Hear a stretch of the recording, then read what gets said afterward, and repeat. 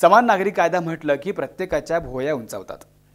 पण 75 वर्षांपासून प्रलंबित असलेला हा समान नागरी कायद्याचा प्रश्न याचा आपण जर विचार केला म्हणजे यूसीसी म्हणजे युनिफॉर्म सिव्हिल कोडचा विचार केला तर या कायद्याचा नेमका आपल्या देशासाठी देशाच्या नागरिकांसाठी नेमका काय फायदा आहे ते आपण बघूयात। समान नागरी कायदा संहितेची कल्पना ही भारतीय राज्यघटनेच्या राज्य धोरणाच्या निर्देशक क्रमांक अनुच्छेद क्रमांक 44 मध्ये अंतर्भूत केलेला आहे। तर मुळातच समान नागरी कायदा हा शब्दप्रयोग केल्यानंतर आपल्याला त्या शब्दातच समानता दिसते आहे। म्हणजेच या देशातला प्रत्येक नागरिक हा प्रत्येक घटनेसाठी हा समावेशकरित्या समान आहे। म्हणजेच या देशामधल्या कुठल्याही जातीचा धर्माचा पंथाचा व्यक्ती असेल त्याच्यासाठी सगळे नियम सगळे कायदे सारखेच आहेत।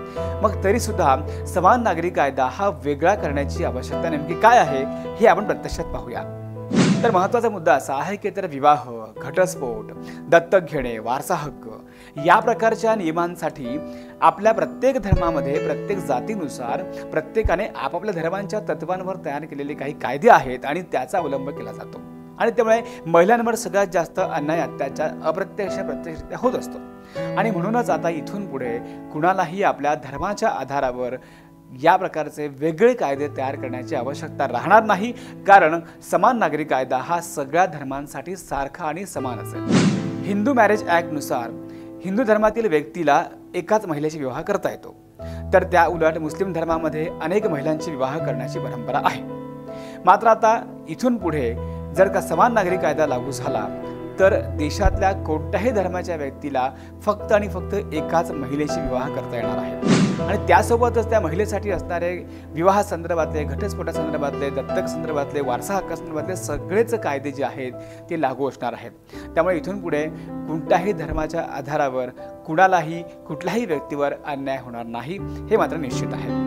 या कायद्यामुळे सगळ्यात महत्त्वाचा फायदा होणार आहे ते म्हणजे आपला देश हा एकसंघ आणि अखंड राहण्यासाठी मदत होणार आहे। आणि महत्त्वाचा मुद्दा म्हणजे आपल्याकडे ऑलरेडी 3 प्रकारचे कायदे अस्तित्वात आहेत। त्यात क्रिमिनल लॉ आहे, सिव्हिल लॉ आहे आणि कमर्शियल लॉ आहे। या तिघही कायद्यांचा वेगवेगळ्या पद्धतीने उपयोग आपल्या समाजातल्या लोकांना होत असतो। मात्र या 3ही कायद्यांच्या अंतर्गत आपले सगळेच नागरिक जे आहे ते एकसमान धरले जातात। परंतु यातला सिव्हिल कायदा जो आहे त्या सिव्हिल कायद्यासंदर्भात थोडीशी शिथिलता धर्माच्या अनुषंगाने राखली जाते। ती नेमकी कशी ते आपण बघूयात। जेव्हा इंग्रज भारतात आले तेव्हा त्यांना भारताकडून एकच गोष्ट हवी होती, ती म्हणजे भारताचा खजिना।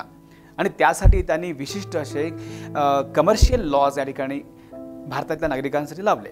आणि त्यासोबतच त्यांनी क्रिमिनल लॉचा देखील उपयोग पुरेपूररित्या केला।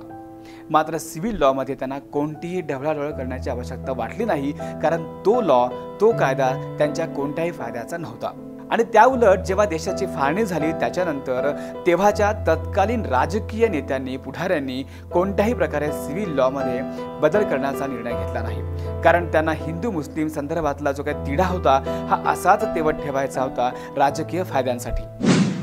तसं पाहिलं तर जवळपास सगळ्याच राजकीय पुढाऱ्यांना यूसीसी कायदा म्हणजे समान नागरी कायदा लागू व्हावा असं वाटत होतं, परंतु वैयक्तिक स्वार्थासाठी त्यांनी कोणत्याही प्रकारे या कायद्याला पाठिंबा दिला नाही किंवा कुठलाही प्रकारचा पुढाकार घेतला नाही। तसं पाहिलं तर भारतीय जनता पार्टीच्या अजेंड्यावरच अनेक मुद्दे देशहिताच्या दृष्टिकोनातून त्यांनी ठेवलेले होते। त्यातले काही मुद्दे त्यांनी पूर्णत्वास नेलेले सुद्धा आहेत। त्यातला 370 कलम हटवण्याचं काम त्यांनी सगळ्यात आधी केलेलं आहे। आणि त्यासोबतच मुस्लिम धर्मातल्या स्त्रियांसाठी ट्रिपल तलाकचा जो काही कायदा होता तो देखील त्यांनी नष्ट करण्यामध्ये यश मिळवलेलं आहे।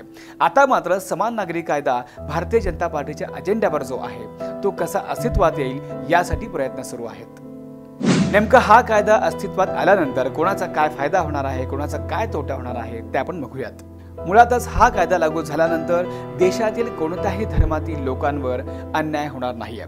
म्हणजे हिंदू, मुस्लिम, शीख, ईसाई या धर्मांच्या कुठल्याही पद्धतीमध्ये कुठल्याही प्रकारचा हस्तक्षेप केला जाणार नाहीये। परंतु धर्माच्या अंतर्गत असलेल्या काही ज्या महत्त्वाच्या मूलभूत गोष्टी आहेत, ज्या बाबी आहेत त्याच्यावर मात्र निर्बंध येणार आहे। त्या निर्बंधांमुळे या कायद्यामुळे सगळ्यात जास्त फायदा होणार आहे तो महिलांचा। समान नागरी कायद्या संदर्भामध्ये नागरिकांमध्ये वेगवेगळ्या प्रकारचे तर्कवितर्क आहेत, अनेक प्रकारचे गैरसमज आहेत। तर याच्यातील सगळ्यात महत्त्वाची बाब म्हणजे आपल्या अनेक शैक्षणिक संदर्भातल्या, सामाजिक संदर्भातल्या आरक्षणावर आळा बसणार आहे, या प्रकारचा मुद्दा सगळ्यात जास्त चर्चेला गेला। परंतु या कायद्यामुळे आरक्षणावर कोणत्याही प्रकारचा परिणाम होणार नाहीये हे स्पष्ट आहे। कौटुंबिक संदर्भात, विवाह संदर्भात, घटस्फोट असेल, दत्तक असेल, वारसा हक्क असेल, या संदर्भातले सगळ्यात जास्त फायदे जे आहेत ते महिलांना या कायद्यामुळे होणार आहेत। आणि त्याचबरोबरीने पुरुषांच्या सोबतीने, पुरुषांच्या बरोबरीने महिलांना सुद्धा मान सन्मान या कायद्यामुळे उपलब्ध होणार आहे, मिळणार आहे।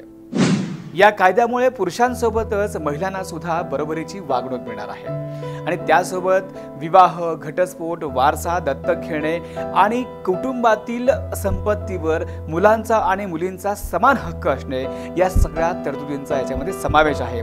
या कायद्यामुळे कुणालाही कोणत्याही प्रकारच्या धर्माचा आधार घेता येणार नाहीये। तुम्हाला न्याय घेण्यासाठी, न्याय मिळवण्यासाठी तुम्हाला या समान नागरी कायद्याचाच आधार घेता येणार आहे। एकूणच हा कायदा देशाच्या फायद्यासाठी आहे, देशाच्या विकासासाठी आहे, देशाच्या अखंडतेसाठी आहे आणि त्याचबरोबरीने देशाला आधुनिक भारत बनवण्यासाठी आहे। त्याच्यामुळे हा कायदा कधी अस्तित्वात येईल हा प्रश्न प्रलंबित आहे आणि याची प्रतीक्षा सगळ्यांनाच आहे। सत्ता कोणाचीही असो, सरकार कोणाचंही असो, परंतु गेल्या अनेक वर्षांपासून प्रत्येकाला UCC म्हणजे युनिफॉर्म सिव्हिल कोड म्हणजे समान नागरी कायदा लागू व्हावा हे वाटत असतं, परंतु कोणीही यासाठी पुढाकार घेताना दिसत नाही। या कायद्याला विरोध करायचा म्हणून फक्त समाजामध्ये एक धार्मिक तिढा निर्माण करण्याचं काम विरोधक करत असतात, परंतु हा कायदा जर का अस्तित्वात आला तर देशाच्या प्रगतीच्या हितानं अतिशय महत्त्वाचा असणार आहे। आपल्याला या कायद्यासंदर्भात काय वाटतं हे नक्कीच आमच्या कमेंट सेक्शनमध्ये आपण कळवायला विसरू नका। त्यासोबतच हा व्हिडिओ लाईक करा, जास्तीत जास्त शेअर करा आणि सप्रे मराठी चॅनलला सबस्क्राईब करा।